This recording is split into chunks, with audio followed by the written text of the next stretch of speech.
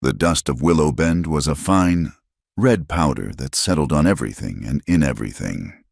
It coated the unpainted planks of the general store, filled the cracks in the boardwalk, and worked its way into the lungs of man and beast alike. It was the first thing you tasted in the morning and the last thing you scrubbed from your skin at night. A constant, gritty reminder that this land was not meant to be tamed. Here, in the Dakota Territory, circa 1870, God had drawn a hard line between the living and the dead, and the folks of Willow Bend spent their days trying to stay on the right side of it. Law was a suggestion, whispered from a traveling judge who passed through twice a year. Survival was the only scripture that mattered, and its verses were written in sweat, calluses, and the quiet, stubborn set of a man's jaw. In this world of harsh realities, Eleanor Hartley was a misplaced line of poetry. At 23, she possessed an education that was as useless here as a silk fan in a blizzard. The Reverend and Mrs. Gable, the missionary couple who had raised her from an orphaned babe, had filled her head with scripture, her fingers with piano scales, and her tongue with proper English. She could read Milton, debate the finer points of Deuteronomy, and stitch a sampler so delicate it looked like a spider had spun it from colored dew. But she couldn't skin a rabbit, mend a harness, or tell by the sky if a storm was a passing shower or a world-ending deluge. Her hands were soft, her back was straight, and her eyes held a gentle, questioning light that was ill-suited to a place that demanded answers be given quickly and often at the end of a gun. Her world, fragile as it was, had shattered 2 weeks prior. The fever came on the wind, a hot, merciless breath that paid no mind to piety or position. It took the Reverend first, silencing his booming sermons in 3 short days. Mrs. Gable, a woman who had faced down blizzards and rattlesnakes with grim determination, followed him a week later, her final breaths a weak sigh in the suffocating quiet of their small cabin. Eleanor was left alone. The town's charity was as swift and unsentimental as its justice. They buried the Gables in the rocky plot behind the church, and before the dirt had even settled, the town's unofficial council convened on her porch. It consisted of 2 men who embodied the twin pillars of Willow Bend society: Silas Croft, the blacksmith, whose thick arms and soot-stained face spoke of honest, back-breaking labor, and Jedediah Kane, the saloon owner, whose tailored vest and smooth, watchful eyes spoke of the business of men's vices. They did not waste time on pleasantries. Mr. Croft, his voice a low rumble like stones grinding together, came straight to the point. "Miss Hartley," he began, twisting a worn hat in his massive hands, "the town grieves with you. The Gables were good people, but grief don't fill a belly or keep a roof over your head. You've no people, no means of your own. A woman alone out here.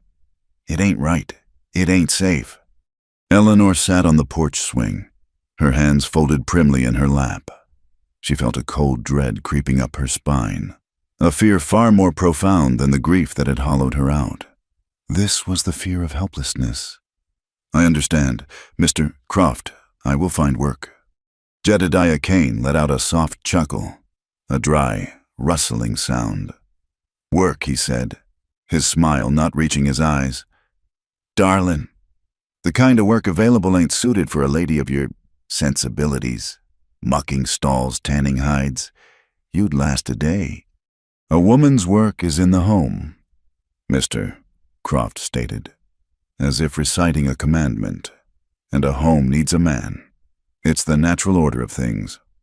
The trap was being set, and Eleanor could feel its steel jaws closing around her.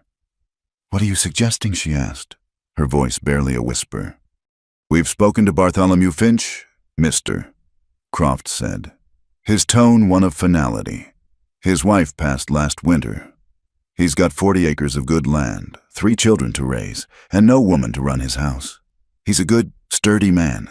He's agreed to take you as his wife. The wedding can be in a week's time." Bartholomew Finch.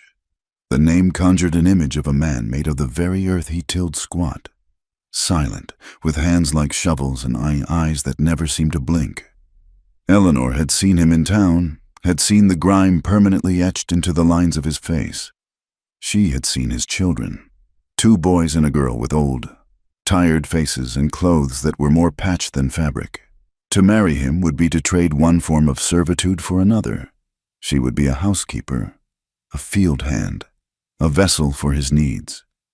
Her music, her books, her very soul would wither and die in the dust of his farm. She swallowed hard, the taste of bile in her throat. "No," she said, the words small but clear. "I thank you for your concern, but I will not marry Mr. Finch." "Mr." Croft's face darkened with incomprehension. He looked at her as if she'd just spoken in a foreign tongue. "You won't, girl. This is not a courtship. This is a provision. It's this or you starve." It was then that Jedediah Kane stepped forward, his shadow falling over her. He smelled of whiskey and cheap perfume. "Now, Silas, don't be so grim," he said smoothly. "The lady is entitled to her preferences. Perhaps a life of domestic drudgery doesn't appeal. I have another position available." He leaned in closer, his voice dropping to a confidential murmur. "The lucky ace could always use a pretty new face. My patrons are hard-working men, lonely men. They appreciate a woman who can pour a drink, share a smile, maybe offer a bit of companionship to ease their burdens. I'd give you a room upstairs, food, pretty dresses, protection. All you'd have to do is be agreeable." His meaning was as clear as the cheap whiskey he served. He wasn't offering her a job as a barmaid. He was offering her a cage with velvet lining. She would be property, passed among the grimy, calloused hands of strangers, her worth measured in coins and fleeting moments of purchased attention. The thought made her skin crawl, a profound and violating chill that went deeper than the evening air. The Reverend Gable had preached of hellfire and damnation, but Eleanor had never imagined it would have a name like the Lucky Ace Saloon. Both options were a kind of death. One was a slow smothering, the other a quick burn to ash. For a moment, the vast, terrifying emptiness of her future paralyzed her. She saw the 2 paths laid out before her, each leading to a different kind of oblivion. The town saw her as a problem to be solved, a loose thread to be woven back into the rough fabric of their society. One way or another. They didn't see asterisk her asterisk. They didn't see the girl who dreamed of the sea she'd only read about in books, who found more comfort in a verse of Keats than in any sermon. And in that moment, something shifted inside her. It was a tiny, hard kernel of defiance she didn't know she possessed. It was the pride, Mrs. Gable had instilled in her not the pride of vanity, but the pride of self-worth. It was the belief, however faint, that her life was her own, not a commodity to be traded for safety or sustenance. She stood up, her small frame seeming to gain a strange new strength. She looked both men in the eye. "Mr. Croft," she said, her voice steady now, "I will not be a man's property for the price of a meal. Mr. Kane," she continued, turning to the saloon owner, "and I will not sell what's left of my soul for the price of a drink. I decline both of your generous offers." Silence. A thick, shocked silence hung in the air. Jedediah Kane was the first to break it, a genuine, mirthless laugh escaping his lips as he shook his head in disbelief. "Mr." Croft simply stared, his face a mask of stone-cold disapproval. To them, she was not just ungrateful, she was a fool, a child throwing a tantrum in the face of reality. "Then you leave us no choice. Miss Hartley." "Mr." Croft said, his voice flat and cold. "This cabin belongs to the church, to the next preacher they send. You are a ward of this town no longer. You have until sunrise to be gone." He turned and stomped down the porch steps without a backward glance. Jedediah Kane lingered a moment longer, a predatory glint in his eye. "The offer stands." "Darlin'," he purred. "When the prairie teaches you its lesson, you'll know where to find me." Then he too was gone, melting into the dusk. Eleanor didn't watch them go. She went back inside the cabin, the familiar scent of wood smoke and dried herbs doing little to comfort her. The choice had been made. Or rather, she had chosen not to accept their choices. She had chosen the unknown, a third path that led off the edge of the map. Her packing took less than 10 minutes. There was so little to take. She folded her spare calico dress and a wool shawl into a small canvas satchel. Beside them, she placed her mother's silver locket, containing a faded miniature portrait of two faces she had never known. She took the small, leather-bound Bible from the Gables nightstand and a thin volume of poetry that had been her most treasured possession. That was it. The sum total of her life fit into a bag that was pitifully light.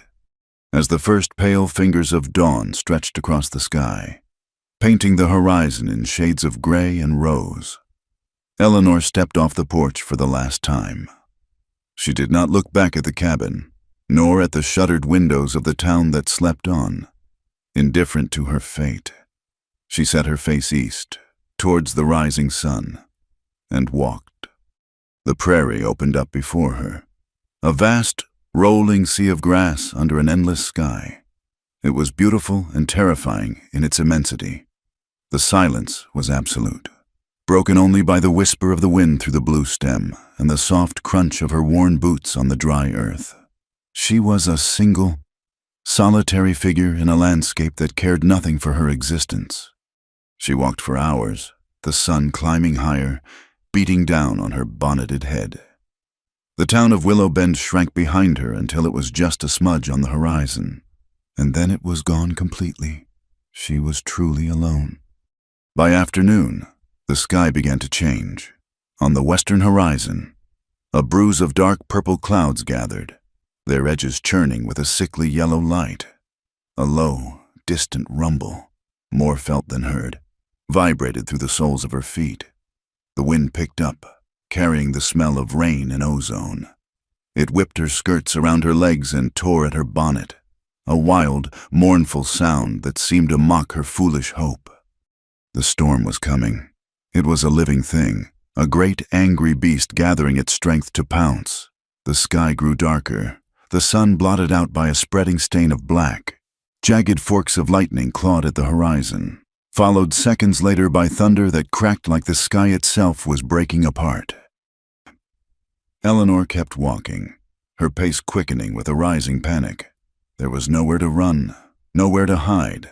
The prairie offered no shelter, no trees, no caves, nothing but the endless, exposed grass. She was a single, defiant soul standing against the full, impartial fury of nature. And as the first cold, heavy drops of rain began to fall, she couldn't help but feel that this was it. This was the fate she had chosen, to be swallowed whole by the vast, unforgiving wilderness. Her pride and her poetry washed away into the mud. The sky broke. It was not a rain, but a deluge, a vertical river that fell from a bruised black sky. The world dissolved into a churning chaos of water and wind. The prairie, moments before a sea of grass, became a landscape of liquid mud. Each blade bowed in surrender.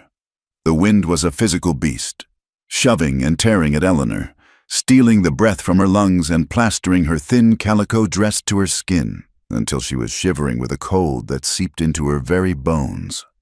Thunder cannonaded directly overhead, a deafening crack that vibrated through the ground, followed by a ground-shaking roar that felt like the world's final, agonizing groan. In the brief, strobing flashes of lightning, the landscape was a nightmare of sharp, unnatural contrasts, the flattened grass a sickly green, the rising water a slick, malevolent black. She ran, though she didn't know from what or to where. It was a primal, mindless flight, driven by the pure terror of a small creature caught in the open. Her boots, never meant for such terrain, became leaden weights, caked in inches of thick, sucking mud. The ground beneath the water was a treacherous secret of ruts and holes. Her foot plunged into one of them. There was a sickening twist, a snap of bone or sinew that sent a bolt of white-hot agony screaming up her leg. She cried out, a sound instantly swallowed by the storm's roar. and collapsed into the ankle-deep water, the cold, gritty mud rushing in to embrace her. She tried to push herself up, but the moment she put weight on her left foot, the world dissolved into a nauseating wave of pain. She fell back with a gasp, her head splashing into the murky water. This was it, the end. Her foolish pride had led her here, to die alone and unseen in a muddy ditch, her body to be found days later by coyotes, her books and her Bible to be rendered into a pulpy, meaningless mush. A bitter, hysterical laugh tried to bubble up from her chest, but it turned into a choked sob. She had refused to be owned by the men of Willow Bend, only to be claimed by the indifferent, violent land itself. Through the shrieking wind and the curtain of rain, another sound registered, a rhythmic, heavy splashing. It was too steady to be the storm. Lifting her head, her matted hair clinging to her face, she peered into the gray gloom. Another flash of lightning bleached the world white, and in that instant, she saw it the silhouette of a man on a horse. Not 50 yards away. He was not moving away or toward her, but sitting perfectly still, an impossible statue in the heart of the chaos. Fear, cold and sharp, lanced through her, momentarily eclipsing the pain in her ankle. An Indian, the word screamed in her mind, a phantom echo of Reverend Gable's sermons. Asterisk savages, godless heathens who roam the plains, preying on good Christian folk. Their ways are the ways of the wolf, their hearts are stone. She scrambled backward, trying to crab walk away, the movement sending fresh waves of agony up her leg. Her satchel, her last worldly possessions, was torn from her grasp by the current and began to float away. The rider urged his horse forward, the animal's powerful legs churning through the water with an unnerving calm. As he drew closer, details emerged from the maelstrom. He wore buckskin leggings and a simple tunic, all of it soaked dark with rain. Long black hair was plastered to his high cheekbones and strong jaw. He carried no rifle that she could see, but a sheathed knife was visible at his hip. His face was a stoic mask, his dark eyes fixed on her with an intensity that she couldn't decipher. It wasn't lust, it wasn't anger, it was something else, something ancient and unreadable. He dismounted in a single fluid motion, the water swirling around his knees.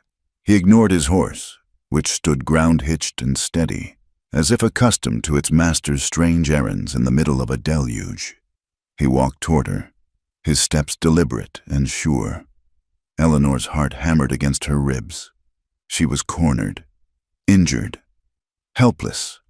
This was a fate worse than Bartholomew Finch, worse than the lucky ace. This was the violent, godless end the Reverend had always warned her about. He stopped a few feet from her, his gaze dropping to her unnaturally angled ankle, then back to her face. He said nothing.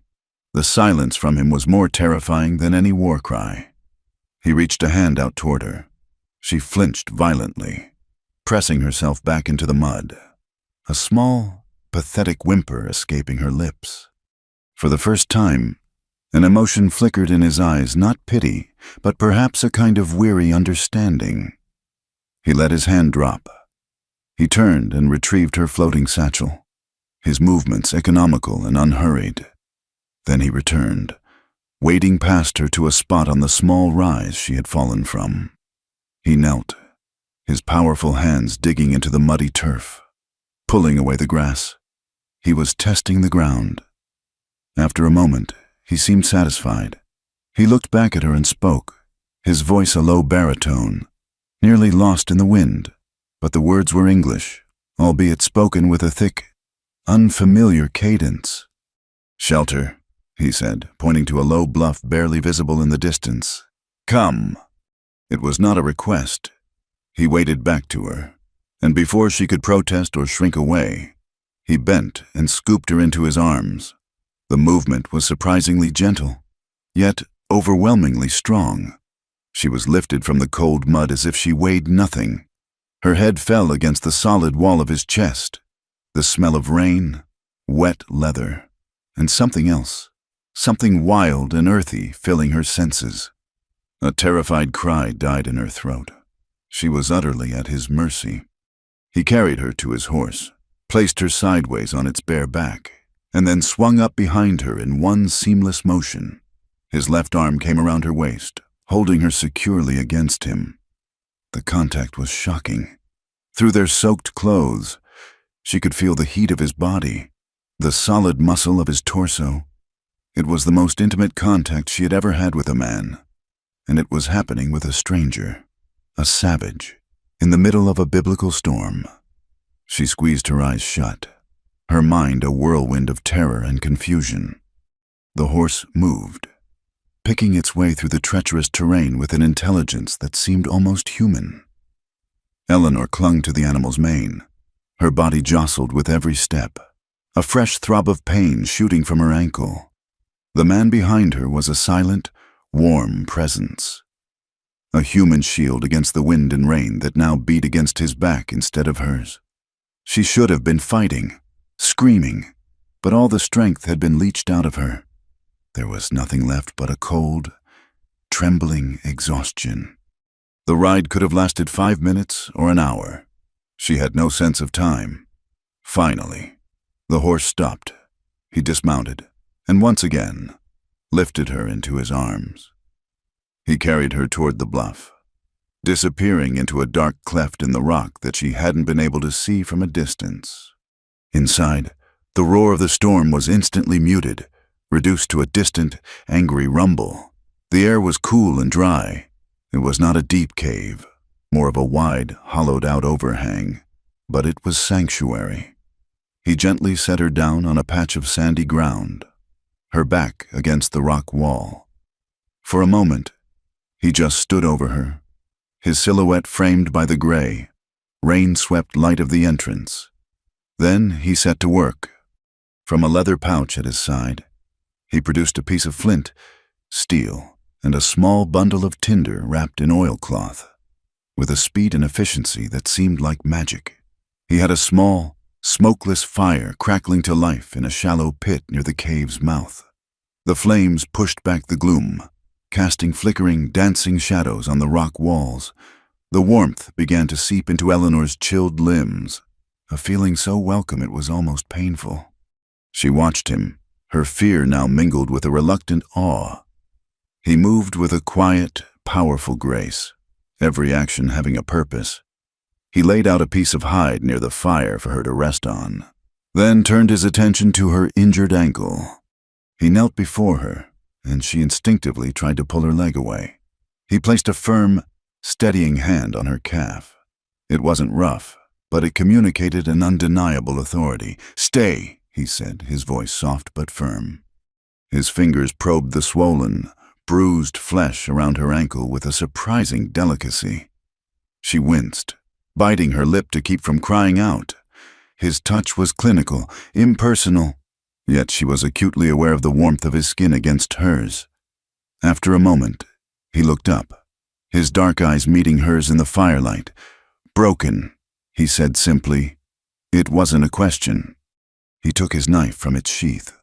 A fresh wave of terror seized Eleanor, and she shrank back, her eyes wide. He ignored her reaction, using the large blade to carefully slice away her soaked leather boot in the bottom of her stocking, exposing the grotesquely swollen and discolored joint. Then, from another pouch, he produced a small bundle of dried leaves and roots. He crushed them between 2 stones, mixed them with a little water from a skin, and created a dark, fragrant poultice. He gently applied the paste to her ankle. It was cool at first. Then a spreading warmth seeped into the joint, dulling the sharp edges of the pain. He worked with intense concentration, his brow furrowed. He found 2 flat pieces of driftwood near the back of the cave and, using strips of leather from his pack, he fashioned a crude but effective splint, immobilizing the joint completely. Throughout it all, he did not speak, and in his silence, Eleanor's own mind began to work. The Reverend Gable's words about soulless savages warred with the reality of the man in front of her. A savage would have left her to die in the storm. Or worse, a savage would not have known how to build a fire in a deluge. or how to set a broken bone with such gentle expertise. A savage would not have a face that, in the flickering firelight, looked less fearsome and more weary. She could see the fine lines around his eyes, the solemn set of his mouth. This was not a monster. This was a man. When he was finished, he sat back on his heels. He produced a piece of dried meat from his pack. It was dark and hard, unlike any food she had ever seen, and offered it to her. She hesitated for a moment. Then her gnawing hunger won out. She took it, her fingers brushing his. The meat was tough and smoky, but it was the most delicious thing she had ever tasted. As she ate, he finally spoke again. "I am Lakota." She swallowed the dry meat. "Eleanor," she whispered, her voice hoarse. "Eleanor Hartley." Lakota nodded, as if filing the name away. He did not ask her what she was doing alone on the prairie, or where she had come from. He simply sat by the fire, his presence a quiet, calming anchor in the swirling sea of her emotions. He took a piece of the dried meat for himself and ate slowly, his gaze alternating between the fire and the storm still raging outside. An hour passed. The storm began to abate, its fury lessening to a steady, drumming rain. The fire crackled. Eleanor, exhausted and overwhelmed, felt her carefully constructed worldview beginning to crumble. Everything she had been taught, everything she had believed about the world and its dangers, was being called into question. The men of her own kind, her supposed protectors, had offered her degradation and servitude. They had shown her a charity that was cold, pragmatic, and conditional. This man, this Lakota, a man she had been taught to fear and despise, had shown her nothing but kindness. He had saved her life, tended her wounds, shared his food, and offered her shelter, all without asking for a single thing in return. He had given her something she hadn't realized she'd lost until this very moment, a sense of safety. Here, in a cave with a Lakota warrior, she felt more secure than she had at any point in the last 2 weeks in the heart of Willow Bend. The realization was so profound, so utterly disorienting, that tears began to well in her eyes. They weren't tears of fear or pain, but of a deep, soul-shaking confusion. She turned her head away, ashamed for him to see her cry. She must have drifted off, because the next thing she knew, the cave was darker. The fire banked to low, glowing embers. The rain had stopped. Outside, the world was dripping and quiet. Lakota had laid a buffalo hide over her. He was sitting on the other side of the fire, his back against the rock wall, his eyes closed. Whether he was asleep or merely resting, she couldn't tell. She lay there, listening to the steady, quiet rhythm of his breathing, a sound that was strangely comforting. The man who was supposed to be a danger, a threat from a savage world, was her sole protector, and in the deep, silent dark of the cave, Eleanor Hartley understood that she had just taken her first, terrifying step into a world far larger and more complicated than any book or sermon had ever described. Eleanor awoke to a world washed clean. The storm had passed, leaving behind a sky of impossible, aching blue and air so fresh it felt like the world's first morning. Sunlight streamed into the mouth of the cave, painting a brilliant gold rectangle on the opposite wall. The steady drip of water from the rock ledge outside was the only sound. Lakota was already gone from his spot by the dead fire. A moment of panic, sharp and cold, seized her. What if he had left her? But then she saw him, just outside the cave's entrance, speaking in low, soft tones to his horse. The animal's head was bent, nuzzling his shoulder. It was a moment of such quiet, peaceful intimacy that it felt wrong to watch. He moved with the same unhurried grace she had noted before, a man perfectly at home in his own skin, in his own world. He saw her stir and came back inside, carrying a water skin. He offered it to her without a word. The water was cool and sweet.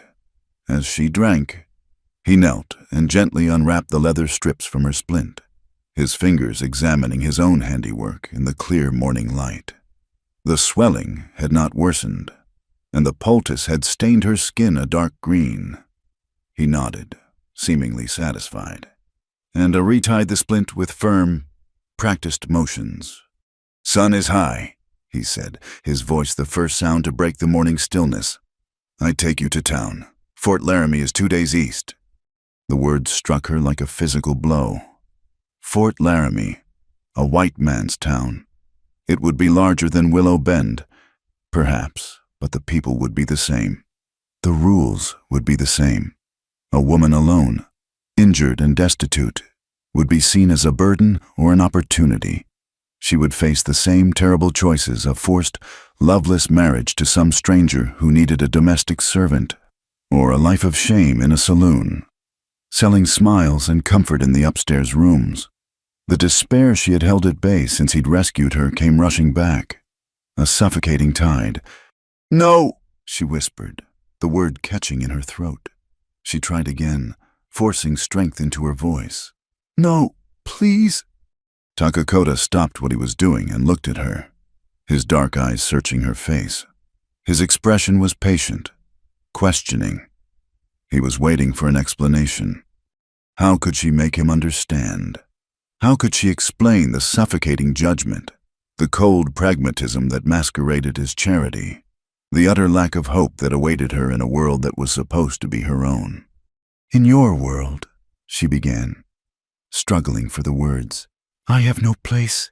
I have no family, no money. The choices they give a woman like me, they are not choices, they are cages.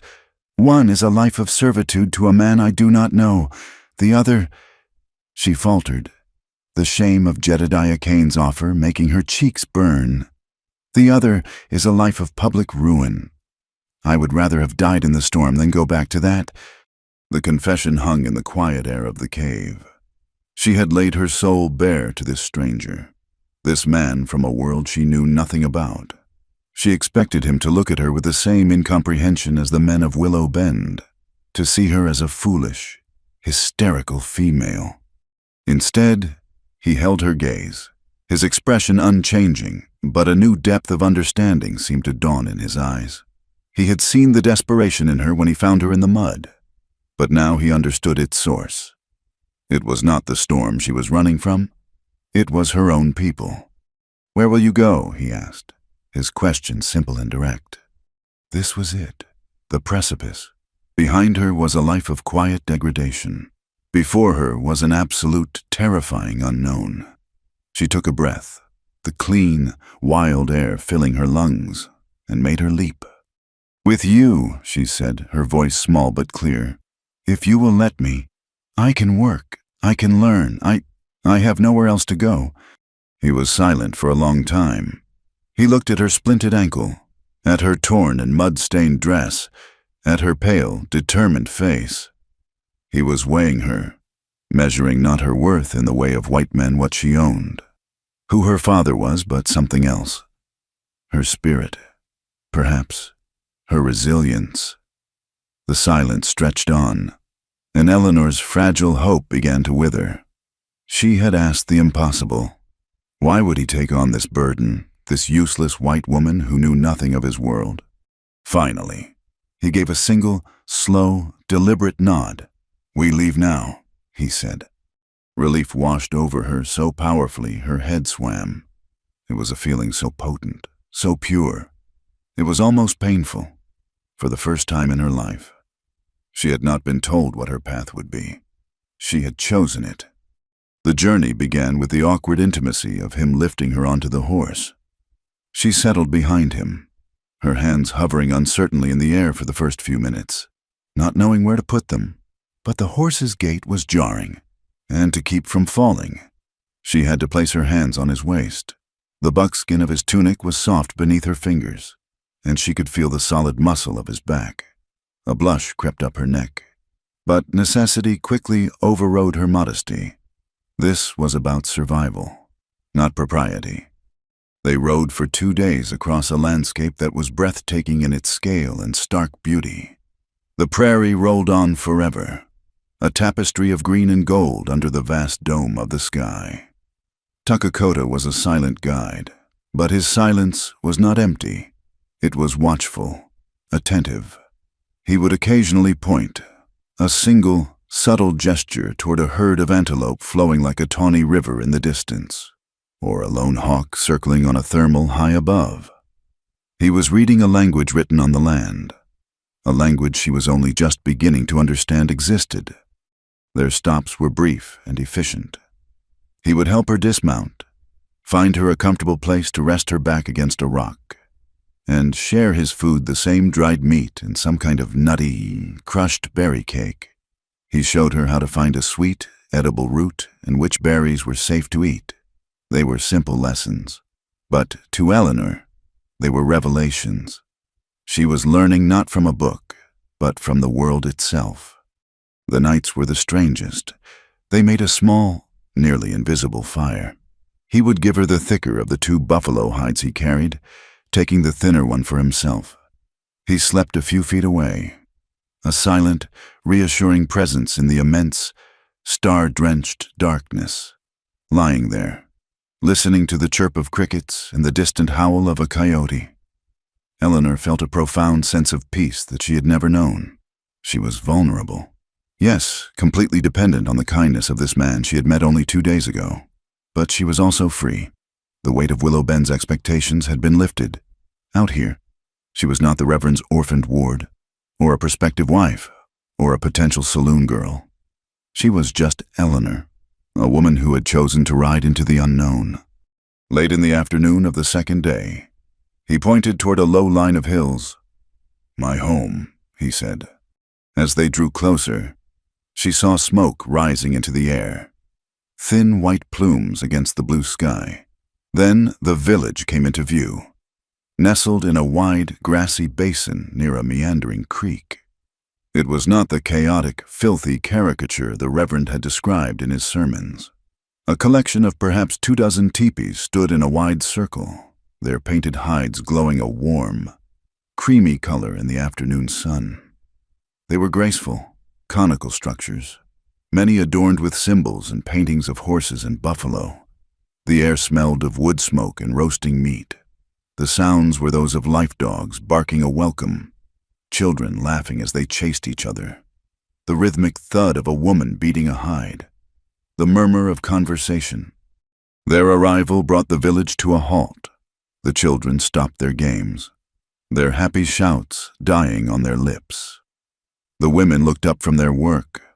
Men who had been talking in small groups turned to watch them, their faces guarded, their eyes missing nothing. A white woman, bedraggled and injured, riding with Lakota.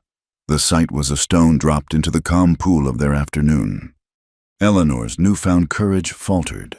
She felt 100 pairs of eyes on her, and in them she saw suspicion, curiosity, and a cool, impenetrable reserve. She was the outsider, the other, her dress, her skin, her very existence was an intrusion. She instinctively shrank behind Lakota's broad back, wishing she could disappear. He paid the stairs no mind, guiding his horse calmly toward the center of the camp. Before he could dismount, a small girl with wide, dark eyes and 2 long, black braids broke away from a group of women and ran toward them, her small legs pumping. "8," she cried out, her voice clear as a little bell. "Asterisk, Father Asterisk." The transformation in Lakota was instantaneous and absolute.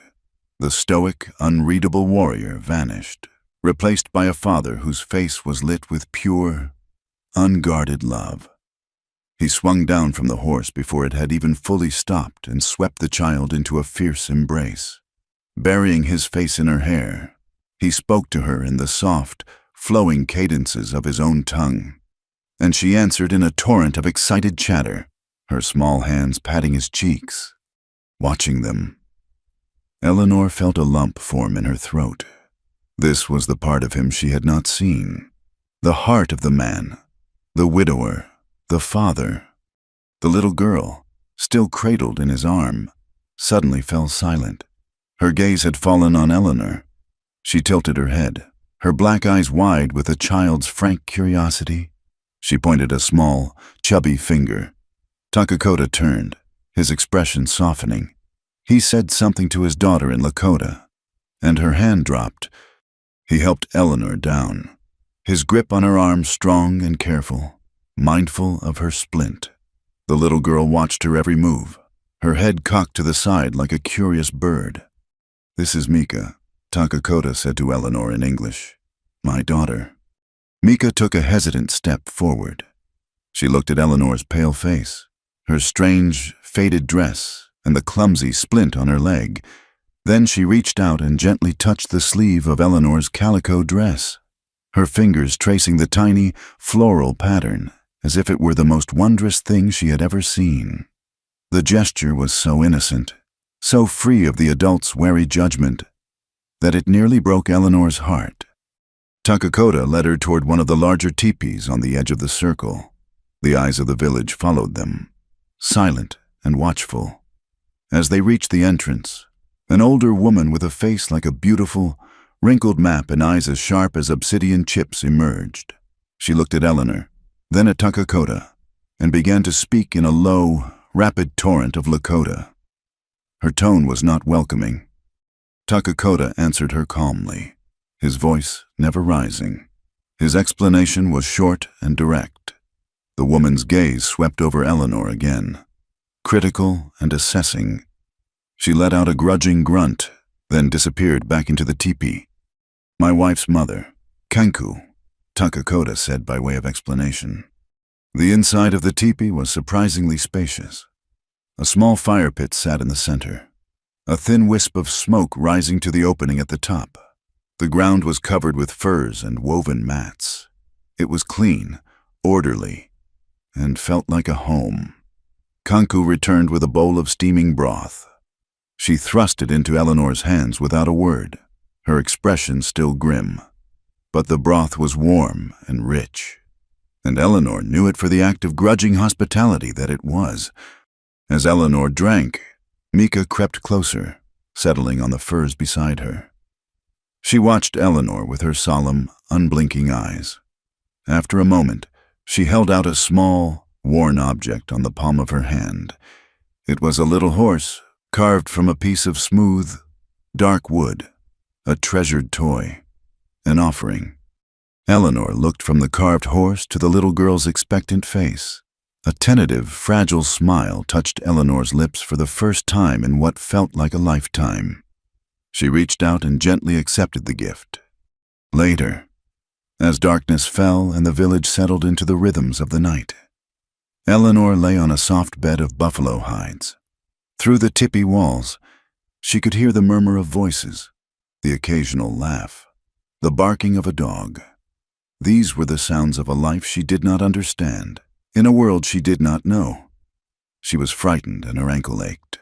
But as Mika, who had refused to leave her side, fell asleep with her small, warm hand resting on Eleanor's arm, a strange sense of peace settled over her. She had made her choice.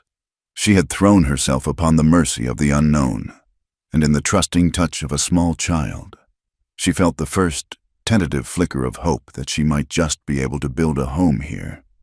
The weeks that followed were a slow, painful, and profound education.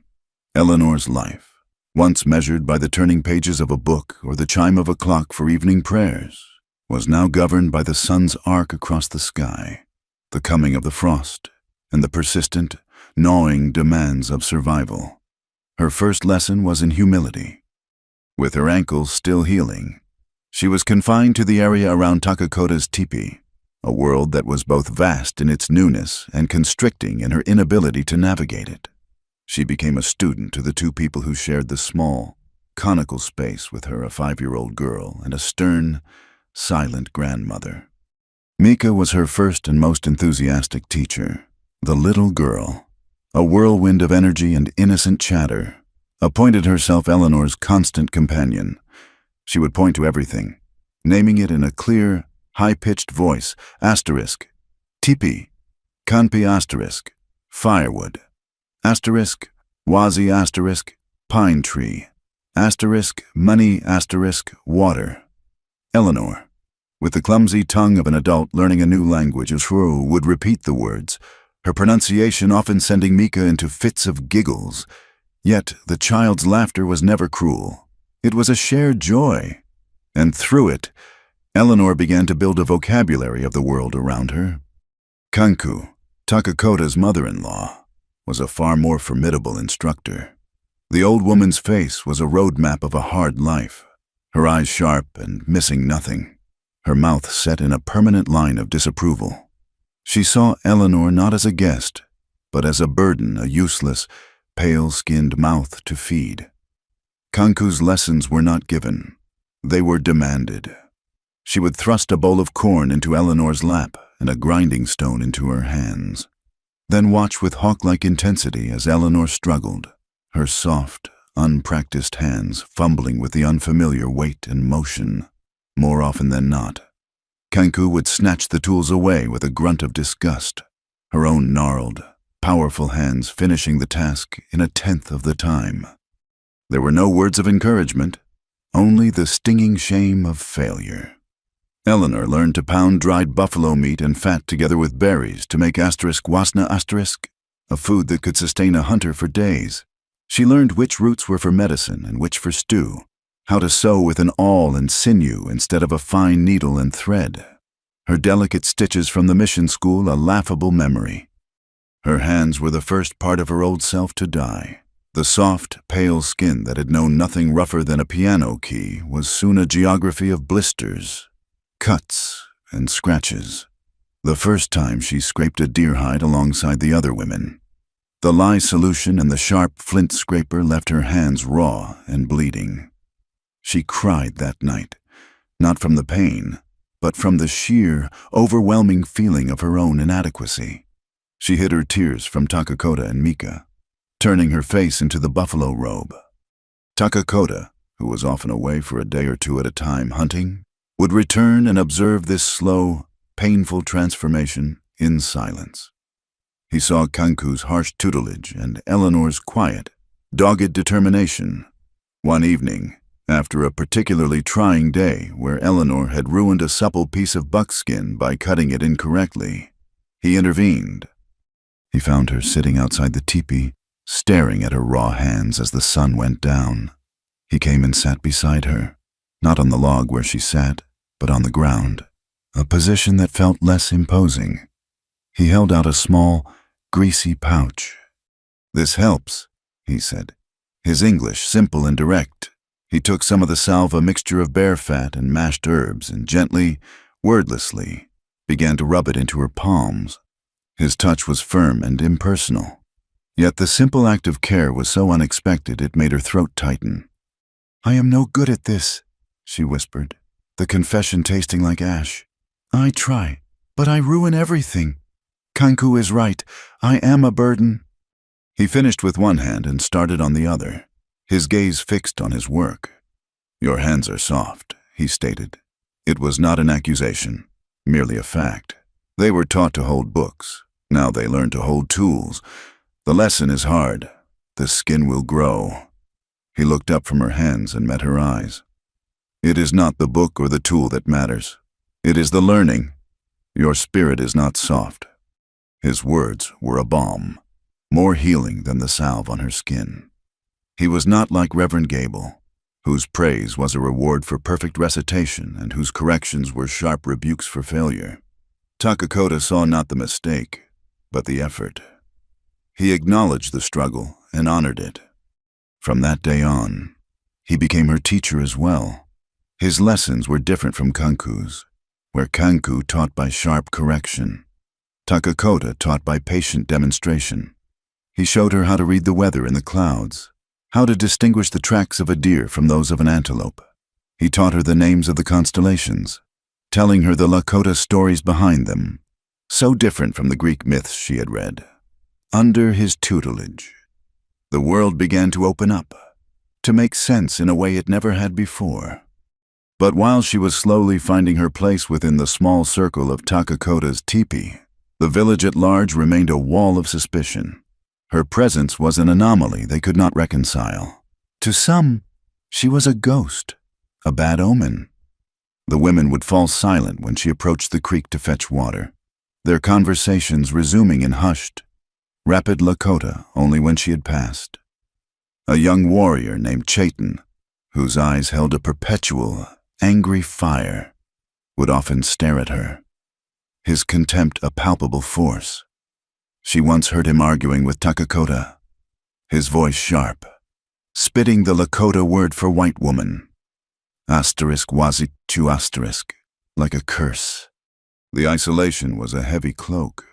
There were days she felt as alone as she had on the prairie during the storm. It was Mika who saved her from sinking into despair. The child was a bridge to the rest of the community. She would grab Eleanor's hand and pull her into a group of children, forcing Eleanor to participate in their games. Children, unlike their parents, were mostly curious. They would touch her pale hair, marvel at the blue of her eyes, and laugh at her clumsy attempts to speak their language. Through them, Eleanor learned that a smile was a universal language, and a shared game could break down barriers that adult words could not. Takakota was her other shield. His acceptance of her was a clear, unspoken statement to the rest of the village. He never forced others to speak to her or include her, but his own actions were enough. By allowing her to mend his moccasins, to cook his food, to walk beside him through the camp, he conferred upon her a status and a protection that no one dared to openly challenge. He was a respected warrior, and she was under his care. That was enough to keep the open hostility at bay, even if it could not erase the whispers or the cold stares. The true healing, the real weaving together of their disparate lives, happened in the evenings, around the soft, glowing heart of the teepee's fire, as darkness fell and a deeper and star-dusted silence settled over the plains. The three of them would gather in its gentle light. The fire was a world unto itself, a place of warmth and safety where the harsh judgments of the day melted away. At first, Eleanor was a silent observer, listening to the soft murmur of Takakota and Mika's Lakota, feeling like a ghost at their feast. But as her language skills grew, she began to participate. It started with Mika. The little girl would ask Eleanor to tell her a story, stumbling over words, using gestures and the few English nouns Mika knew. Eleanor would recount the tales of David and Goliath, or Noah and his ark, to Mika, who knew stories of the trickster, Iktomi, and the great buffalo nation. These were strange and wonderful new legends. Takakota would listen, his face unreadable in the flickering light, sometimes offering a quiet correction to her Lakota, turning a fumbled phrase into a coherent sentence. In return, he would share his own stories. He told her of his wife, Mika's mother, a woman named Tassina who had been swift and laughed often, and who had been taken by the coughing sickness 2 winters ago. He spoke of her not with crippling grief, but with a quiet, abiding love that made her feel present in the teepee, a gentle spirit watching over them. One evening, after Mika had fallen asleep nestled between them, Eleanor found the courage to share her own story. In her halting, broken Lakota, mixed with English when the words failed her, she told him of the Gables, of Willow Bend, of Bartholomew Finch and Jedediah Kane. She spoke of the terrible choice she had been given, and the choice she had made instead. He listened without interruption, his dark eyes never leaving her face. The fire crackled, the only sound in the intimate darkness. When she finished, her voice thick with the memory of it all, he was silent for a long time. "They saw a sparrow with a broken wing," he said at last, his voice a low rumble, "and they offered it a cage. They did not think it could learn to fly again." His understanding was so complete, so perfect, that it brought tears to her eyes. He saw her, not as a white woman, not as a burden, but as a person who had fought for her own freedom. She looked down at her hands, resting in her lap in the firelight. They were no longer the hands of Eleanor Hartley, the educated girl from the mission. They were crisscrossed with pale scars, the palms thick with calluses, the nails chipped and dirty. They were strong. They were the hands of a woman who could feed herself, who could build a fire and scrape a hide. They were the hands of a woman who was learning not just to survive, but to live. A sense of profound peace settled over her. The path ahead was still long and fraught with uncertainty. The suspicion of the village was a real and present shadow. But here, in the warm glow of this small fire, flanked by the quiet warrior who had become her teacher and the sleeping child who had become her friend, she was not alone. This small circle of light was the foundation of a new life, a life she was building with her own 2 hands. The season turned. The last of the summer heat gave way to crisp, cool mornings that left a silver filigree of frost on the tall prairie grass. The days were a frenzy of activity as the village prepared for the long, cold months ahead, the time they called the season of the popping trees. And then the hunters returned. They came like a slow-moving storm on the horizon, their triumphant cries echoing across the basin long before they arrived. The hunt had been a great success. The pack horses were heavily laden with buffalo meat and hides, enough to see the village through the winter with full bellies and warm robes. A wave of joyous relief washed through the camp, a palpable release of communal anxiety. That night there would be a celebration. Eleanor felt the thrum of excitement in the air, a feeling she could now share. She was no longer the helpless outsider. Her hands, now calloused and capable, worked alongside Kanku and the other women, slicing the fresh meat into thin strips to be smoked and dried. Kanku's attitude toward her had softened from icy disapproval to a kind of grudging respect. Eleanor was a hard worker. She was good to Mika, and she was learning their ways. It was not friendship, but it was a form of acceptance. And to Eleanor, it felt like a monumental victory. When she saw Lakota ride in, she felt a swell of something she dared not put a name to. He sat tall on his horse, a leader among the other men, his face streaked with the dust of the hunt, his expression one of weary satisfaction. Their eyes met across the bustling camp, and in that brief, silent exchange, she felt a connection that was more profound than any words. It was a jolt, a current that left her feeling both breathless and deeply centered. As evening fell, a massive bonfire was lit in the center of the camp circle, its flames leaping high into the indigo sky, sending sparks dancing toward the stars. The air, rich with the savory smell of roasting buffalo ribs, soon filled with a sound that was as old as the hills themselves, the deep, resonant heartbeat of the drum. The villagers gathered, their faces painted and their clothing adorned with the finest quillwork and beads. The firelight danced on their skin, turning the familiar faces of her neighbors into mythic figures. Eleanor sat on a robe with Mika, feeling the familiar mix of being both a part of and apart from the scene.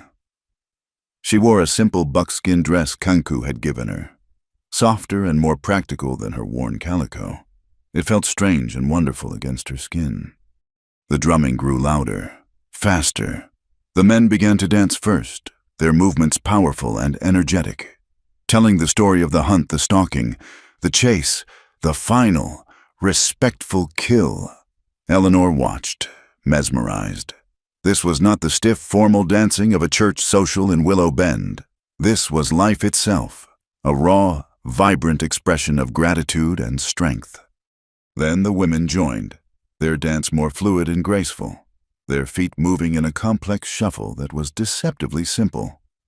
Mika, caught up in the energy, jumped up and began to mimic them, her small body a whirlwind of joyous, uncoordinated movement.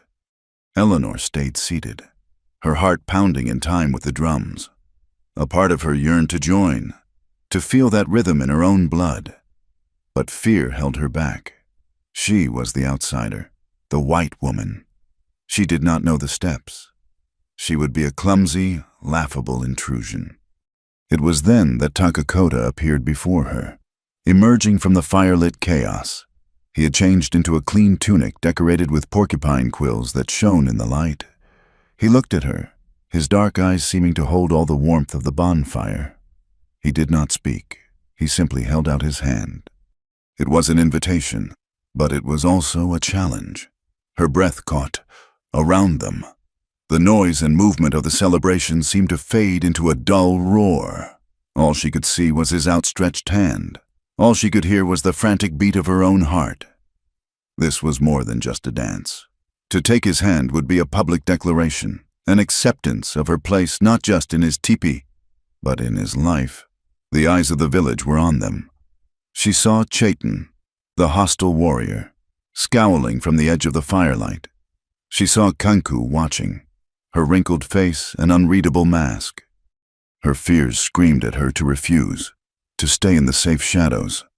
But then she looked at Takakota's face, at the quiet confidence in his eyes, and she saw not a demand, but a promise of support. She put her trembling hand in his. His grip was warm and strong, engulfing hers completely. He led her into the swirling circle of dancers. The world became a dizzying kaleidoscope of fire, shadows, and moving bodies. The drum was inside her now, a physical vibration in her chest. She was clumsy, her feet tangling, her body stiff with self-consciousness. She felt a hot blush of shame creep up her neck. Takakota's hand moved from hers to the small of her back, a steady, reassuring pressure. He leaned close, his voice a low murmur in her ear against the thunder of the drums. "Do not think," he said, his breath warm against her skin. "Listen to the drum. It is the heart of your mother, the earth.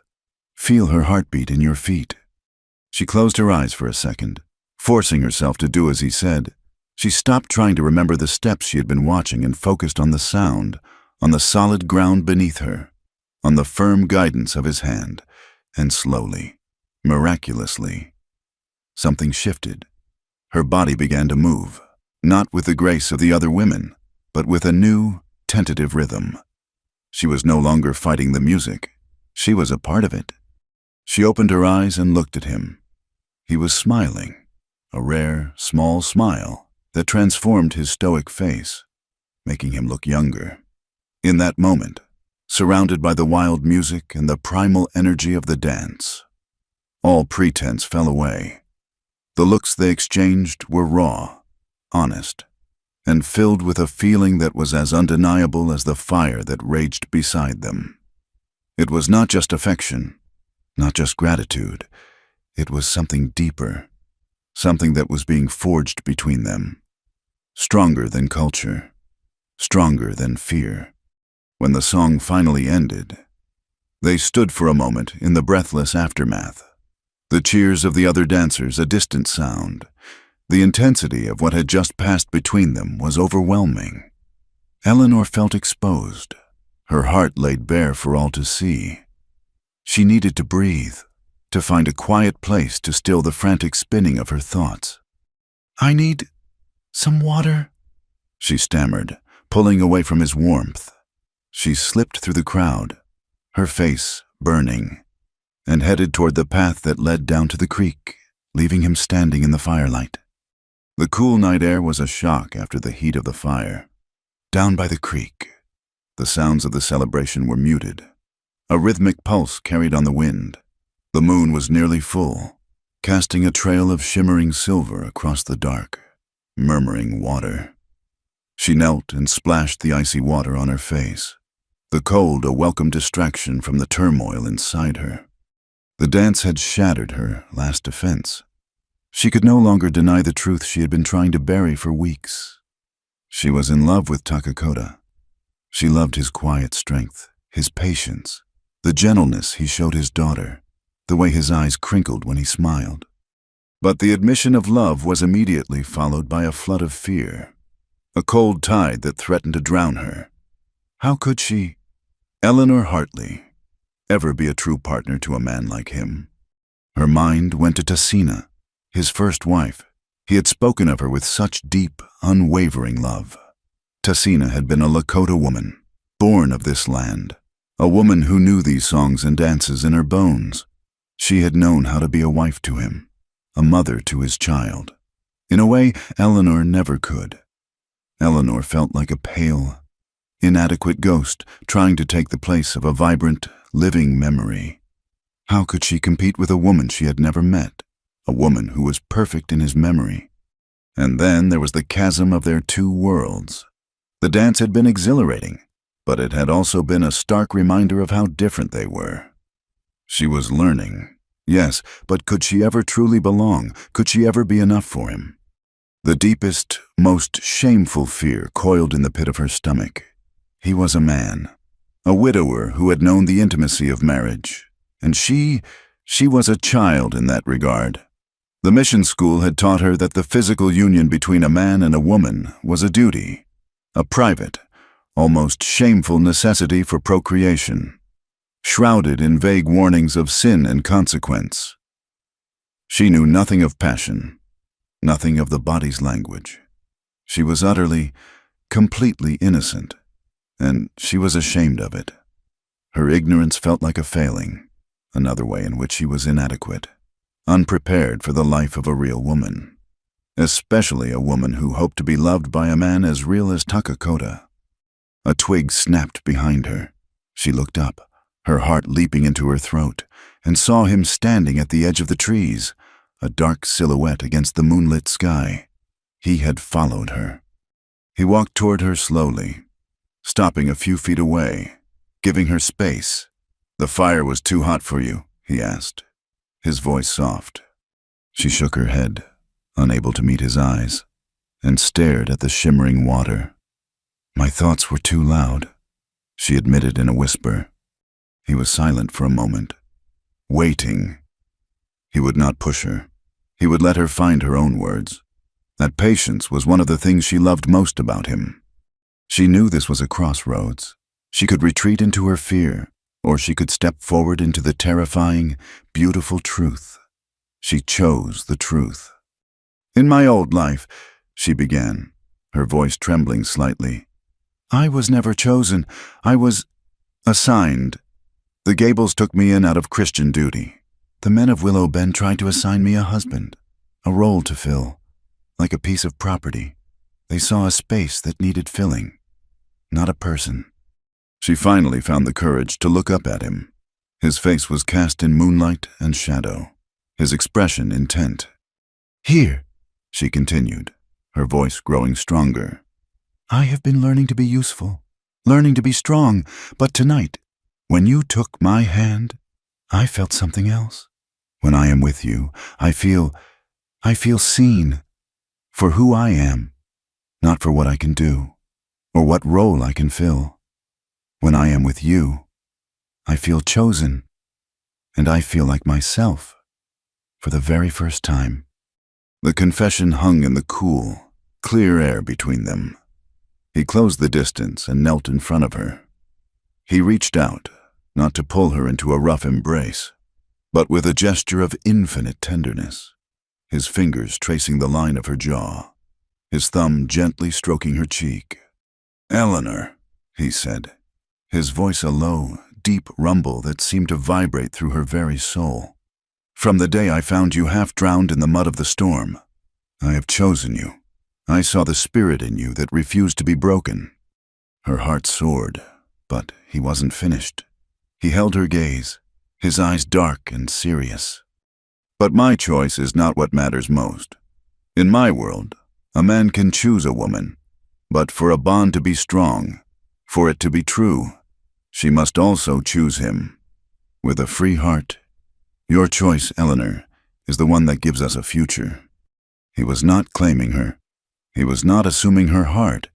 He was affirming her freedom, the very thing she had walked out onto the prairie to find. He was offering her a partnership, a bond between two people who chose each other, freely and completely. The fear about Tessina, about their different worlds, about her own inadequacies, it didn't vanish, but it receded. It became smaller in the face of this profound, empowering truth. He was not asking her to be Tessina. He was asking her to be Eleanor. Tears welled in her eyes, but for the first time in a long time, they were not tears of sorrow or fear. They were tears of overwhelming, incandescent joy. He pulled her gently into his arms, and she went without hesitation, resting her head against his chest, feeling the steady, strong beat of his heart beneath her ear. It felt like coming home. They stayed by the creek for a long time, wrapped in the quiet intimacy of his embrace. The distant, pulsing drum of the celebration, a faint echo of the world outside their own. The moon climbed higher, and the air grew colder. But Eleanor felt nothing but the steady warmth of his body and the profound, grounding peace that had settled in her soul. He had chosen her. She had chosen him. It was the simplest and most powerful truth she had ever known. Eventually, he stirred. "Mika will be sleeping," he said softly. "Kanku will have taken her to the teepee. We should go in from the cold." She nodded, reluctant to leave the bubble of moonlight and silvered water where her life had just been irrevocably changed. He stood, pulling her to her feet with a gentle strength. Her ankle, which she had almost forgotten, gave a twinge, and he immediately steadied her, his arm circling her waist. They walked back to the village, slowly, his body a solid support beside hers. The great bonfire had burned down to a mountain of glowing, orange embers, and only a few stragglers remained, their voices low and sleepy. The camp was settling into the deep quiet of the night, as Lakota had predicted. Mika was a small, still lump under a buffalo robe, fast asleep. Kanku was not there. She had likely returned to her own teepee, granting them a privacy that was both a blessing and a terrifying prospect. The air inside the teepee was warm and close, smelling of wood smoke and sage. The small central fire pit held a few glowing coals, casting a soft, flickering red light that made the space feel sacred and secret. Lakota added a few small pieces of dry wood, and the flames lazily revived, pushing back the shadows. He turned to her. The look in his eyes held a new depth, a new intensity. The patient teacher, the protective friend, those men were still there, but now there was also a man looking at the woman he had chosen. The air grew thick, charged with an unspoken question. Eleanor's heart, which had been so full of peace by the creek, began to hammer against her ribs with a new, frantic rhythm. This was the natural next step, the physical consummation of the choice they had both made, and the fear she had pushed aside came roaring back, a cold, paralyzing wave. He must have seen the change in her face, the sudden terror in her eyes. He reached out and cupped her cheek, his thumb stroking her skin. "Eleanor," he asked, his voice a low whisper. All the anxieties she had felt by the creek, her inadequacy, her ignorance coalesced into one burning point of shame.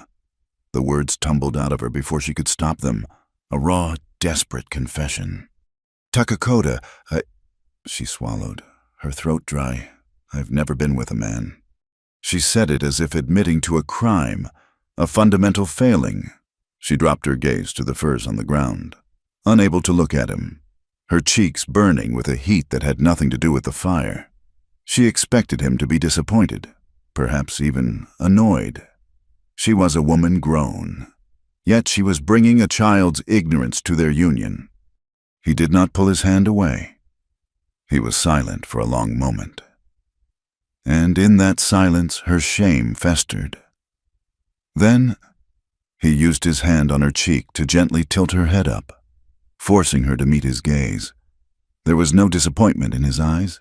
There was no judgment. There was only a profound, searching tenderness. "And I," he said, his voice quiet and even, "have never been with you."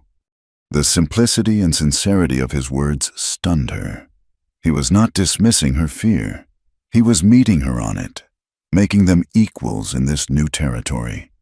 "In your world," he continued, his eyes holding hers, "what have you been taught of this?" "That it is a wife's duty," she whispered, shamefully. "A quiet thing, for making children. That it is a woman's burden and a man's release." The words of the Reverend's wife came back to her stern, clinical warnings about a wife's obligation, to be endured with piety and fortitude. A shadow of something sadness perhaps passed over Takakota's face. He shook his head slowly. That is the way of a master and a servant. It is not the way of a husband and a wife. Not in my world. He led her to the thickest pile of buffalo robes near the fire and sat, pulling her down to sit beside him. He kept hold of her hand, his thumb stroking her knuckles, a small, repetitive gesture that was incredibly soothing. To join two bodies is not a duty, he said, his gaze on the dancing flames. It is a ceremony. It is a story that two people tell only to each other. It is not about taking, it is about giving. It is not about knowing what to do. It is about learning, about trust. He turned his full attention back to her. You have learned a new language for your tongue. You have learned a new way for your hands to work. This is the same. It is a new language for the body, and we will learn it together. There is nothing to fear in learning. His words were a gentle key, unlocking the cage of shame and fear that had imprisoned her. He was not demanding a performance from an experienced partner. He was inviting her on a journey of discovery. He was offering to be her guide, her teacher, in this most intimate of lessons, just as he had been in all the others. The fear did not vanish, but it transformed into something else, a trembling, hesitant curiosity. He released her hand and began to unbraid his long, black hair, a nightly ritual she had seen him perform many times. But tonight, it felt different. It was an act of intimacy, of shedding the warrior of the day to become the man in the quiet of his home. He then reached for the ties of her buckskin dress. His movements were slow, deliberate, giving her every opportunity to pull away, to say no. She held her breath, but she did not move. His fingers, calloused from the hunt but surprisingly gentle, worked the leather knots free. He eased the soft dress from her shoulders, letting it fall to her waist. The firelight kissed her skin, and she shivered, not from cold, but from a profound sense of vulnerability. She instinctively crossed her arms over her chest, a last, futile gesture of modesty. He did not look at her with the hungry, appraising eyes she had always imagined a man would have. He looked at her with a kind of reverence, as if he were seeing something precious and new. He gently took her wrists and unfolded her arms, his touch a silent request for trust. You are not a thing to be hidden, he whispered, his eyes warm and soft. You are the woman I have chosen. He began to teach her. Then, his lesson was not one of crude mechanics, but of sensation and trust. It started with a touch, his hand resting on her shoulder, letting her grow accustomed to the simple weight and warmth of his skin on hers. He taught her that a touch could be a question, a comfort, a statement of admiration. He traced the line of her collarbone, the curve of her arm, his touch as light as a feather, awakening nerves she never knew she possessed. He showed her that there was no shame in her own body. He encouraged her to touch him in return, to learn the landscape of his skin as he was learning hers. Hesitantly at first, then with growing confidence, she traced the strong muscles of his shoulders, the hard planes of his chest. This was not sin, this was discovery. He laid her back gently on the soft furs, his body a warm, protective shadow over hers. He kissed her, not with the bruising force she had read about in forbidden penny dreadfuls, but with a deep, searching tenderness that spoke of patience and reverence. It was a kiss that asked, not demanded. It was a kiss that taught her that her own response, her own pleasure, was as important as his. He taught her the language of breath, the way a soft sigh could communicate pleasure, the way a sharp intake of air could signal a new and wondrous sensation. He taught her that intimacy was a conversation, a rhythm established between two people, like the dance by the fire. It was about leading and following, giving and receiving, in a perfect, unspoken harmony. Every step of the way, he watched her face, his dark eyes asking a constant, silent question, asterisk. Are you with me? Do you trust me, asterisk? And her own eyes, wide and luminous in the firelight, gave him the answer, asterisk, yes, yes. When they finally came together, It was not a painful duty or a shameful burden. It was the natural, inevitable culmination of everything that had come before the rescue in the storm. The shared meals, the quiet lessons, the dance by the fire. It was the final, indelible seal on the choice they had both made. It was a moment of profound, breathtaking connection, a quiet explosion of sensation and emotion that dissolved the last barriers between them. She was no longer Eleanor, the orphaned missionary girl, and he was no longer Lakota, the Lakota warrior. They were simply two souls, two bodies, telling a story as old as the stars, but making it entirely their own. Afterward, they lay tangled together in the warm furs. The fire burned down to glowing embers, listening to the sound of each other's breathing. Eleanor felt a deep, bone-weary peace, a sense of rightness that settled in the very marrow of her being. She was not used or shamed or diminished. She felt whole. She felt known, in a way that went far beyond the physical. She turned her head, resting her cheek on his chest, feeling the steady, rhythmic beat of his heart. It was the same sound as the drum. She realized, the sound of a life connected to the earth, a life she was now a part of. Lakota, she whispered into the darkness. He rumbled, his hand stroking her hair. Thank you, she said. He was quiet for a moment. For what? For the lesson, she said. You taught me. You taught me that this is not about what a man takes from a woman. You taught me it's about what two people build together. He tightened his arm around her, pulling her closer. It is the only lesson that matters, he said. That night, a warrior did not just teach an innocent woman about the pleasures of the body.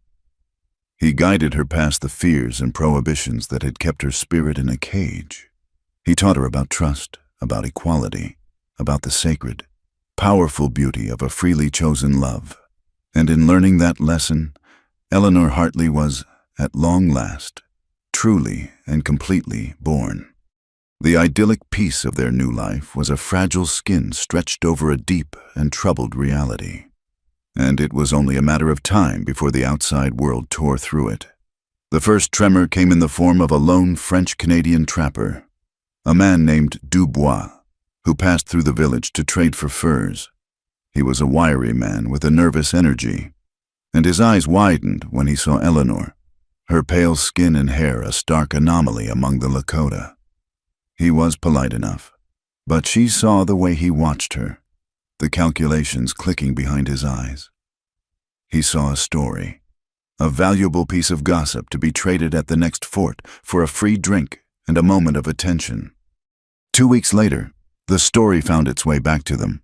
A hunting party, led by Lakota, encountered a group of prospectors on their way to the Black Hills. The prospectors were surly and suspicious, their hands never far from their rifles. One of them, a man with a tobacco-stained beard, sneered at Lakota. Heard you got yourself a white squaw up in your camp. Chief, the man had said, spitting a brown stream near Lakota's horse. Best give her back before the army comes looking. We don't take kindly to race traders out here. Lakota had met the man's insolence with a cold, dangerous calm, and the encounter had passed without bloodshed. But when he returned to the village, he told Eleanor what had been said, his face grim. The bubble had burst. Their private world now had hostile eyes peering in. The news rippled through the village, reawakening old fears. Chayton, the fiery young warrior who had always distrusted her, saw his worst predictions coming true. He confronted Lakota openly in the center of the camp, his voice sharp with accusation. I warned you, he said in Lakota, his gestures sharp and angry. This was a Unchu woman is a magnet for trouble. Her people now know she is here. They will come. They will not come with trading blankets. They will come with rifles and blue coats. You have brought this danger to our families, to our children, for one woman. Several other men murmured in agreement. The fear was a poison, spreading quickly. They saw Eleanor not as the woman who helped smoke the meat and mend the children's moccasins, but as a liability, a white beacon that could draw the very wolf they had tried so hard to avoid. Eleanor, who had been scraping a hide near the teepee, heard it all. Each word was a stone thrown at the fragile house of belonging she had so carefully built. She wanted to run, to hide, but she forced herself to keep working, her scraping motions becoming faster, more aggressive, her knuckles white. She would not let them see her fear. It was an unseasonably warm afternoon a week later when the real trouble came. A lookout from the hills rode into camp at a gallop. His horse lathered in sweat. He shouted the alarm riders approaching, a dozen of them, white men, armed and moving fast. The camp exploded into controlled chaos. Women gathered their children, their faces tight with fear, and hurried them into the largest, most defensible teepee. Men grabbed their bows and rifles, their movements swift and economical. There was no panic, only the grim, practiced efficiency of a people who had lived with the threat of violence for generations. Lakota found Eleanor, his face a mask of stone. He pushed a knife into her hand. "Go with Mika and Kanku," he ordered. "Stay inside. Do not come out, no matter what you hear." Mika was crying, her small face buried in Eleanor's dress. Eleanor scooped the child into her arms, her own heart a frantic drum against the girl's small back. Kanku grabbed her arm, her old eyes blazing with a fierce, protective fire, and pulled her toward the designated teepee. From the flap of the teepee, Eleanor watched as Lakota and a dozen other warriors, including a grim-faced Chaitin, formed a line at the edge of the village, their bodies a living wall between their homes and the approaching threat. The white men reined in their horses just outside bow range. They were a rough-looking posse, not soldiers, but hard-bitten ranchers and prospectors, their faces grim with self-righteous certainty. Their leader was a big bull-necked man with a fiery red beard and a booming voice that carried across the prairie. "We've come for the white woman," he bellowed, his rifle held across his saddle. "We know you're holding her captive. Send her out now, and we'll leave you in peace. Try to stop us, and by God, we'll burn this whole heathen camp to the ground." Eleanor's blood ran cold. Asterisk, captive asterisk. They had twisted her story, her choice, into a sordid tale of violation to justify their own violent intrusion. Lakota stepped forward, his hands empty and open at his sides to show he was unarmed. "There is no captive here," he called back, his English clear and strong. "The woman you speak of is with us by her own choice. This is her home. You have no business here. Leave now." "Lies," the red-bearded man roared. "An Indian's word is worth less than dirt. She's a decent Christian woman, and you've corrupted her. We're here to save her soul." A tense, terrible silence fell. The two groups faced each other, two worlds poised on the brink of a bloody collision. Eleanor, holding the trembling Mika, knew with a sickening certainty what was about to happen. These men hadn't come to talk. They had come for a fight, fueled by a righteous fury that would not be reasoned with. The breaking point was a small, stupid thing. A nervous horse from the posse shied, and its rider jerked the reins, accidentally discharging his rifle into the air. The single shot shattered the fragile peace. It was all the excuse the posse needed. With a collective, rage-filled yell, they spurred their horses forward, raising their rifles. The Lakota warriors met their charge, arrows leaving their bows in a silent, deadly swarm. The world outside the teepee dissolved into a nightmare of sound and fury, the boom of rifles, the whiz of arrows, the screams of men and horses, the Lakota war cries. Inside, the women and children huddled together, a collective knot of terror. Mika was sobbing, her small body shaking uncontrollably. Eleanor held her tight, whispering reassurances in a language she barely knew, her own mind reeling. This was her fault. Chaitin was right. She had brought this here. Her presence, her very existence, was the spark that had lit this fire. Then, through the chaos, she heard a cry of pain that was horribly, intimately familiar. She scrambled to the tippy flap and peered out. Takakota was down on one knee, blood streaming from a deep gash on his forehead where a bullet had grazed him. He was struggling to get up as one of the white men, dismounted, charged at him with a long hunting knife. Everything stopped. The voices of reason, of fear, of self-preservation in her mind went silent. There was only one thought, one imperative asterisk him asterisk. She didn't remember making a decision. One moment she was inside the teepee. The next she was running out into the heart of the maelstrom, the knife Takakota had given her clutched in her hand. She screamed, a raw, primal sound she didn't recognize as her own. The man with the knife, startled by the sudden appearance of the very woman he thought he was rescuing, hesitated for a split second. It was all the time Takakota needed. He surged to his feet and slammed his shoulder into the man's chest, sending him sprawling. Eleanor didn't stop. She ran and planted herself directly in front of Takakota, a small, defiant figure in a buckskin dress, her hair wild around her face, the knife held awkwardly but resolutely before her. She faced the red-bearded leader, who had reined in his horse in shock, his mouth agape. "Leave us alone!" she screamed, her voice raw with a fury she didn't know she possessed. "I am not a captive. Can't you see I am home?" The fighting faltered.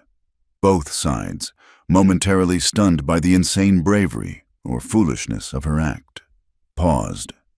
The red-bearded man stared at her, his righteous certainty beginning to crack.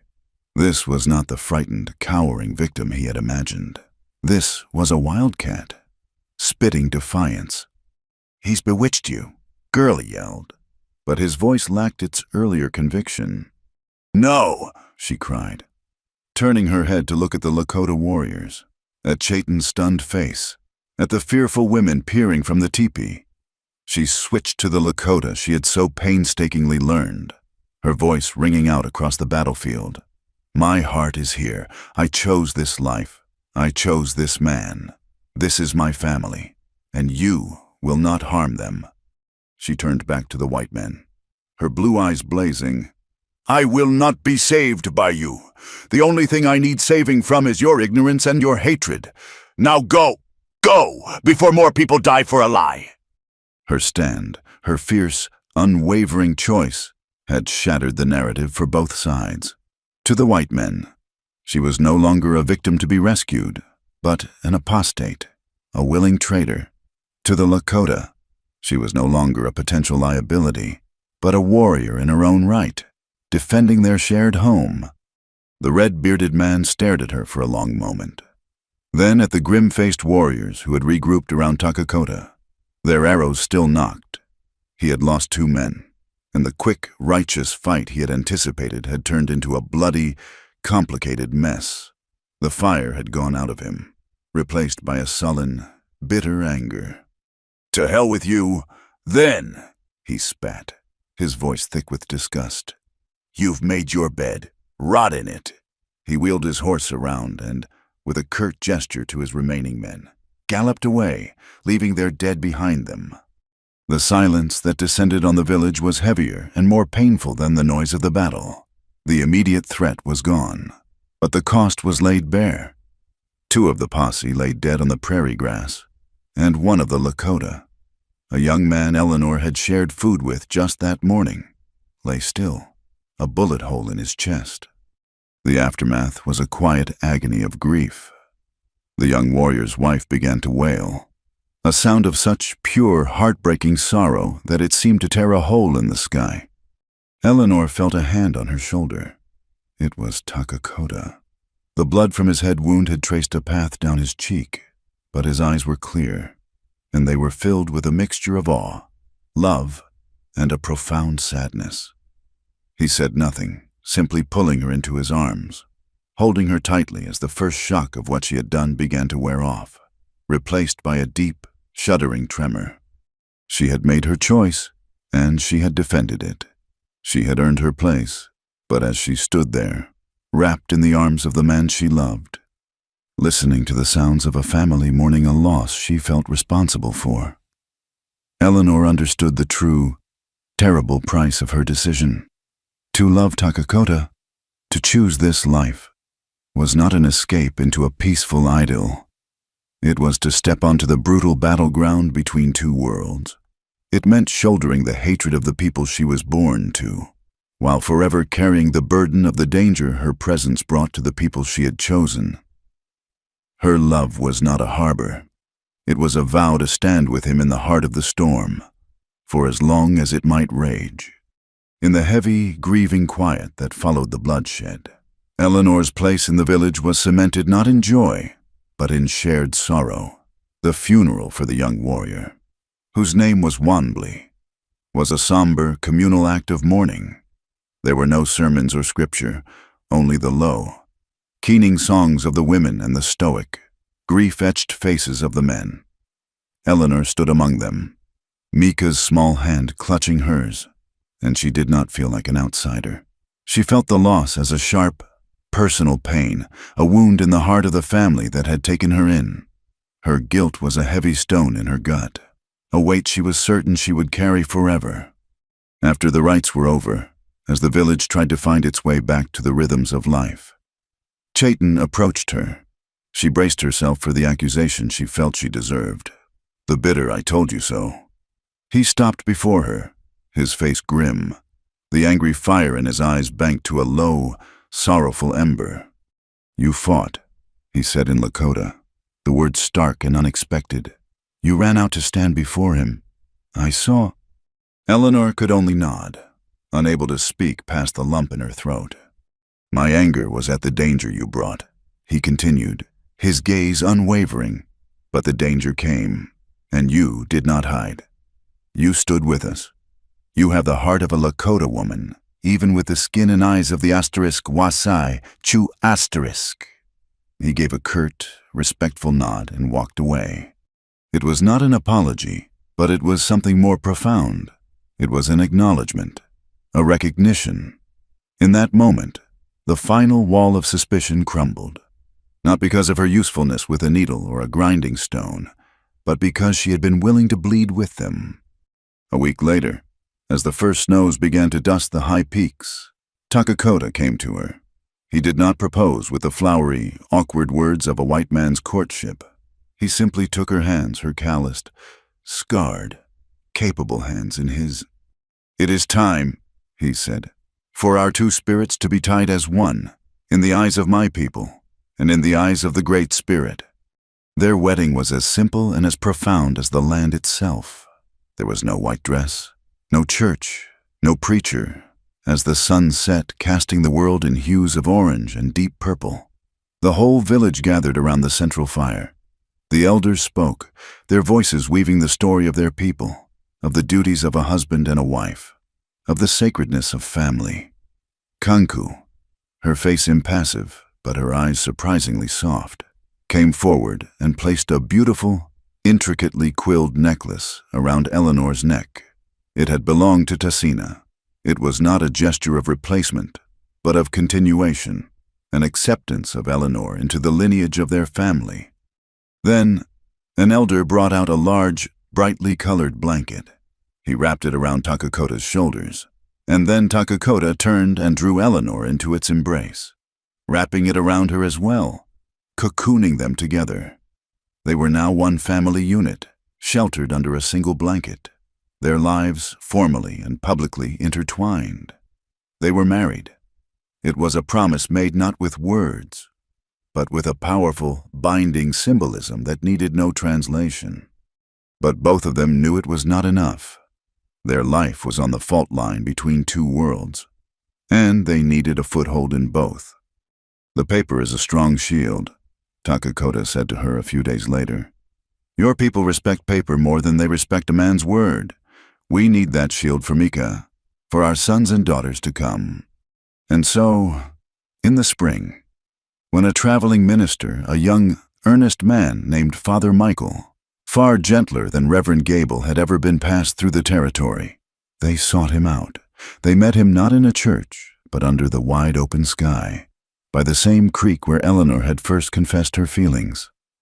Father Michael was bewildered by the request, by the sight of this white woman in a buckskin dress, her hand held firmly by the stoic Lakota warrior.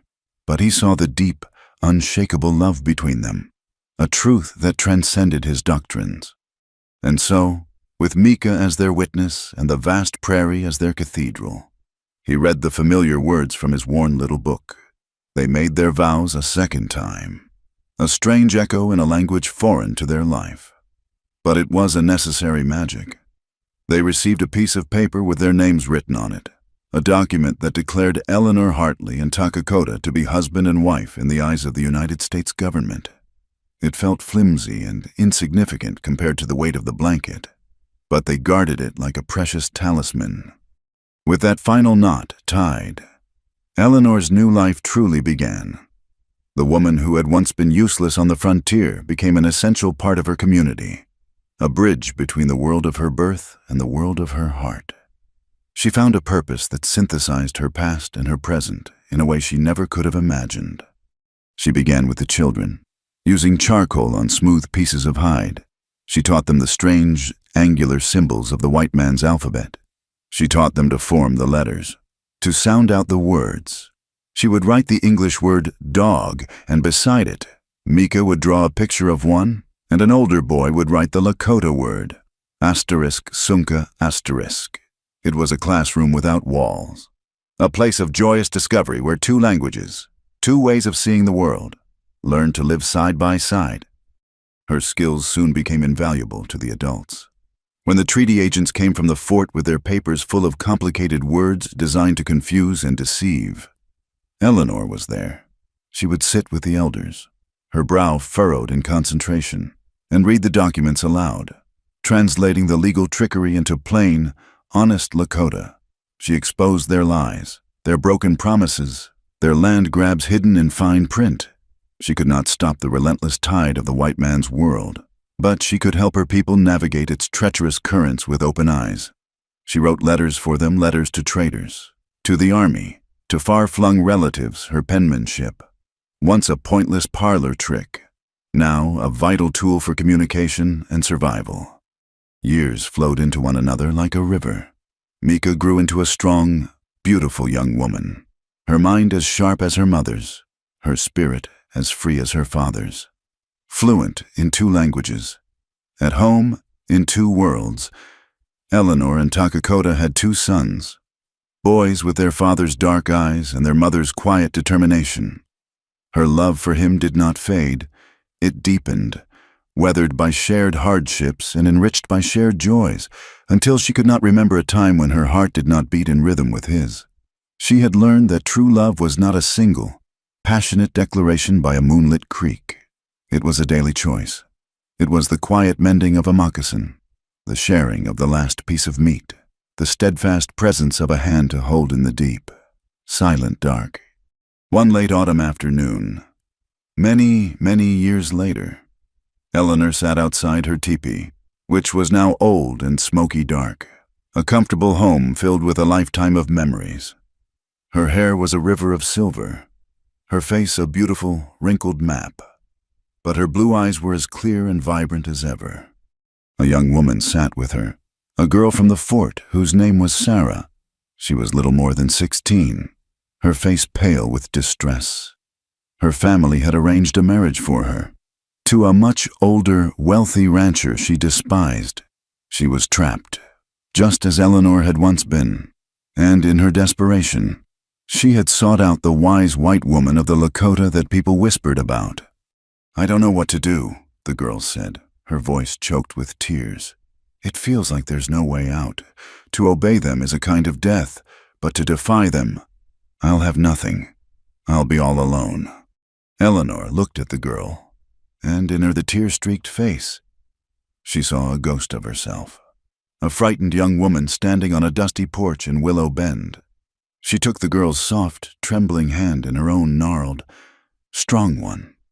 "The world will always try to tell you who you are and what your path must be," Eleanor said, her voice a low, raspy whisper. "It will offer you cages and call them safe homes. It will offer you servitude and call it duty. I, too, was once given a choice between two kinds of cages." "What did you do?" Sarah asked, her eyes wide. A slow, gentle smile spread across Eleanor's face. a smile full of memory and a deep, abiding peace. She looked out at the rolling prairie, at the land that had nearly killed her and had ultimately given her a life more real and full than any she could have ever dreamed. "I chose a third path," she said. "I chose to walk into the storm. I was alone, and I was terrified. And then I was found. I was found by a man who did not see a burden, but a spirit. He carried me to safety. He bound my wounds, and he shared his fire with me. And that night, in a cave on the prairie, a Lakota warrior taught me not just about love, but about how to truly live." Thank you for listening to this story. I'd love to know where in the world you're tuning in from. So please leave a comment below to say hello and share your thoughts. If you enjoyed this journey, be sure to subscribe to my channel, Wild West Tales, and give this video a like. And if you'd like to help even more, please hit the hype button to help this story reach more listeners just like you.